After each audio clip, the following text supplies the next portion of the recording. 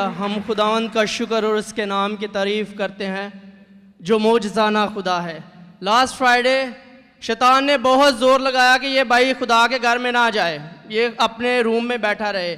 इनकी टांगों में शदीद दर्द था, लेकिन ये खुदा के घर में आए और खुदा के खादम पास्टर एंडरसन ने इनके लिए दुआ की और इनका दर्द उसी वक्त यीशु मसीह के नाम से चला गया। Praise the Lord, hallelujah. के नाम को जलाल दे। यीशु ही शिफा देने वाला है। अपनी जिंदगियों में याद रखे कि सिर्फ खुदावन यीशु जो है वो ही शिफा देता है।